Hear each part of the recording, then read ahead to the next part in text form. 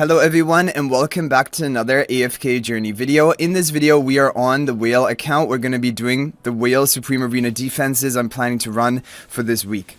Okay, so team number 1 is going to be the Celestial Hypergean team. I'm going to be running 1 Celestial Hypergean team and 2 Mauler teams because overall Maulers are the strongest. However, usually you don't have enough heroes to be able to run 3 good Mauler teams, and so we're going all in on 2 Mauler teams and 1 Hypergean Celestial team. Okay, so for the Hypergean Celestial team, this set of heroes have been kind of doing the best for me. Now, Dunlinger Diurnal comp, even though this account has it, and like we even have sorcery charms and have them refined on Diurnal because of Ravage Rum as well. The problem with Dunlinger Diurnal is that it is still killable with Maulers, and I have lost even against people who have like 2 or 3 Paragon tiers below with using some Mauler teams. And so Dunlinger Diurnal I do not consider to be a top tier defense. I think it is too counterable. One interesting thing was I saw people run Diurnal on the Mauler buff tile and actually do well with that, and I ran that for a while. However, again, it comes back to the same problem that you can't really put together 3 powerful Mauler teams, and like it's better to go for 1 Hypergean Celestial and 2 Maulers. So for the Hypergean Celestials, this is the best combo I found. Taline, Scarlita, and the 2 Freastos. You could be running Rainier as well. For example, if you don't have Scarlita, you can make a really strong team with Rainier here. However, if you have all of these, I think this is a great option because it can allow you to use Rainier on another team, and Rainier does well in a lot of like just on its solo, like as a buffer for one of your key damage dealers. He does really well, and that is what we're doing this week. So we have this team with the Verdant spell. Main Freaster is going to be in front of Scarlita. I need to have the 2 Freasters on the same row to gain like the maximum tankiness for both of them, and I'm gonna have the main Freaster like hidden away and the illusion up front, so that the illusion is gonna be tanking aggro first. We don't want the main Freaster to be tanking and the illusion to be in the back. And I'm gonna have the main Freaster in front of the Scarlita. A lot of people also prefer to have Taline behind the main Freaster for that energy recovery, which is definitely a good thing. However, I was thinking that this can maybe allow Scarlita to cast ultimate as soon as she comes down, number 1. Number 2 is that we can also make good use of the buff from Damien onto Taline. That will give her energy on hit, a shield, and damage reduction, which can be useful. And also, as soon as Damien spawns his Toy Chariot, it is going to be immediately healing and giving haste buff to Taline and Lily May and all of the Freastos. If I had Taline over here, it's possible that Taline would be out of range for the Damien to heal her, and so that's why I thought maybe it would be better with this positioning. And the other thing is that, well, Scarlita is going to gain attack as the match goes on while she's in the air, and the damage from the dark tile, which like deals that area of effect damage, it is based on the caster's attack. I think this is kind of like a minor point, but it's just something like which is also kind of important in my opinion. And the other thing is that Taline has a range of 3, right? And so the problem is if she's back here, she might not be able to begin attacking for the beginning of the match, but if she's up here, she'll be free to walk up and begin attacking. And even if she takes aggro, it doesn't really matter because she can revive herself, and we're going to have a lot of healing.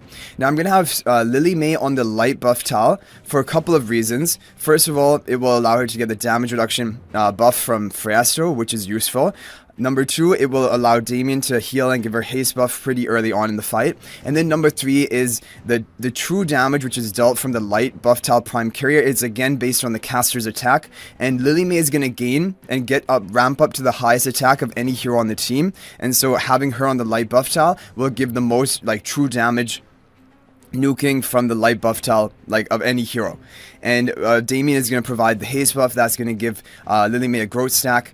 But that is basically it. The Verdant spell, which is going to provide penetration to Lily May, I don't know if that actually will count to give her a growth stack, because I know in like regular arena, when you have Enlightening spell on the Lily May, it's like it's a temporary stat buff, right? And so that is going to give her a growth stack. I don't know about Verdant spell because it is also a temporary stat buff for the penetration.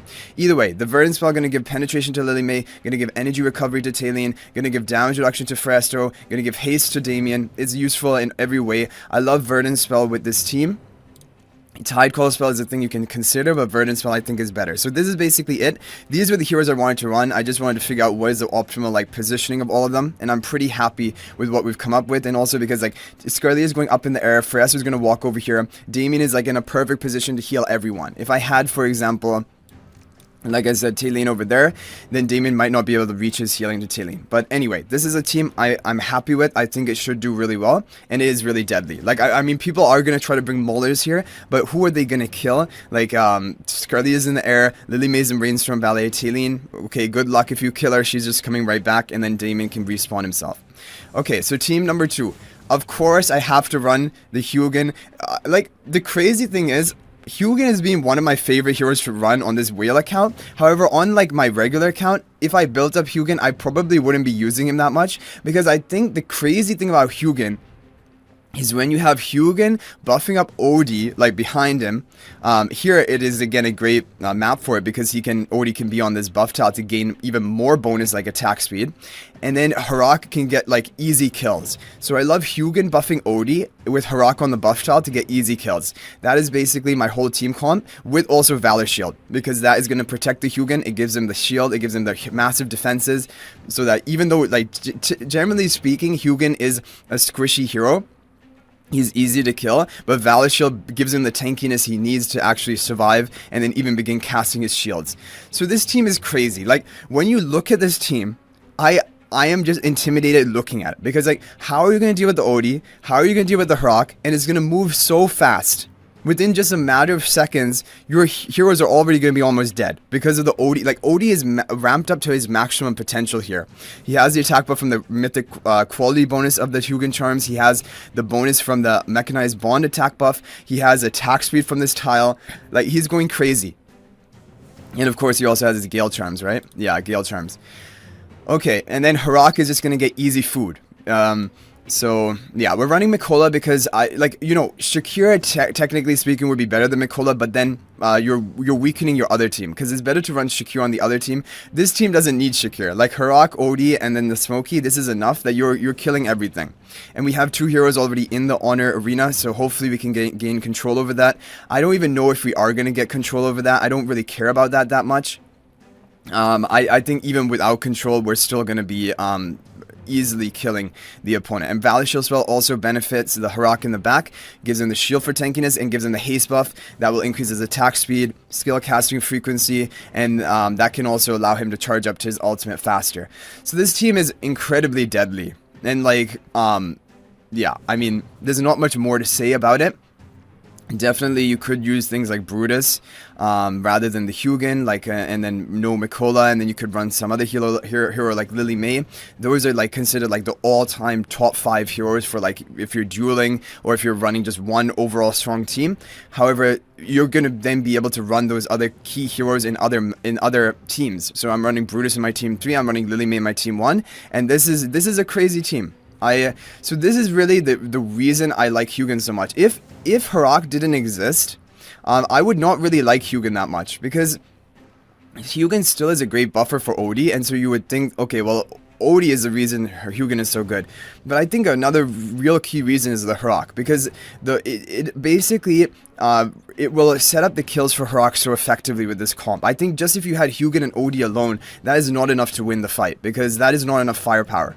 And the thing is, if you had Hugin and Odie, and if Odie is your main carry, you would want Odie on the buff tile, but then Hugin doesn't work with them. So you need to make Hugin like Odie your sub DPS, like your secondary carry or weakening, and that is where Hugin and Odie do well together. Because of course, if Odie is your prime carrier, then Hugin is not going to work with him, because Odie is going to teleport away.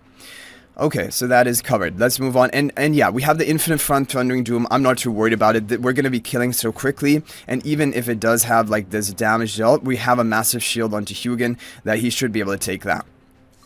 Okay, team number 3. This is something I'm really excited to try. Basically, this is all in on Tasi solo comp. You have Resonating Spell on Tasi on the Molar buff tile. She has a Blast Charms. You have Rainier in front of the Tasi, so that's going to give her the attack buff from the mythic quality bonus of the charms.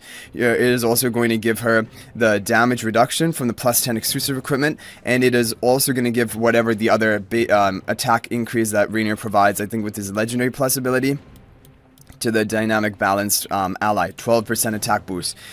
So Tasi is going to be, this is Tasi on steroids comp, basically. And then you have other heroes who are actually going to stall for you. You have the Coco, you have the Brutus, who's going to take a lot of damage or take a big beating before he goes down. Shakira is then probably going to cast his ultimate and give you a damage reduction for your team. Like, this team, again, I'm really scared. When you look at this team, how are you going to deal with it? I don't know. And you're also going to have bonus damage dealt to the enemy on this buff tile because of the Rainier position swap. So yeah, I've never tried like a comp like this, like going all in on Tasi, and I think really the only way Tasi is gonna work is if you do something like this, going all in on her. Because if you just, for example, throw Tasi into your Mauler team, even sometimes on the Mauler buff tile with resonating spells, sometimes it's not enough for you to win. Like, there are ways to deal with it, but I think this is like this. I'm just hoping it's just gonna kill everything.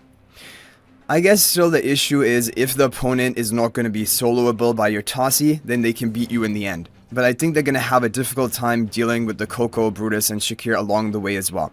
But definitely you don't have to go for a comp like this. You could also go for something like get rid of Tasi and go for Lenya.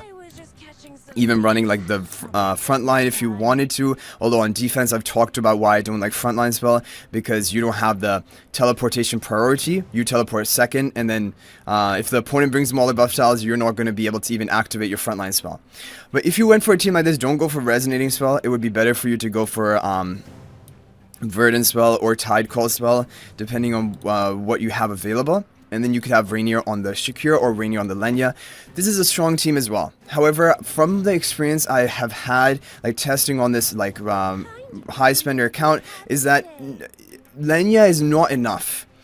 I always thought Lenya is one of the top tier damage dealers, and like if you have Lenya and Shakira on the buff tiles, there's no way that that you can lose, right? But it isn't the case. Like sometimes Lenya just doesn't deal enough damage, and even on the buff tiles, she can still be killed. So that is why I'm going for this like Hypercarry Tasi comp and having her solo everything. Definitely other heroes you can try in here are Sonya. You can try Lenya like I said and like I mentioned, and even you could go for something like this. You could go for Lenya and Tasi on the buff tiles. You could definitely go for a team like this if you wanted to.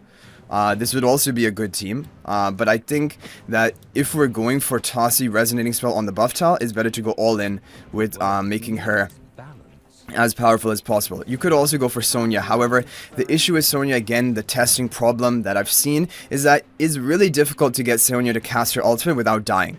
And if the opponent has a really strong team, they're not going to allow your Sonya to cast ultimate, and then the buffs are just going to be temporary, right? They're going to fade away if she is not able to cast her ultimate.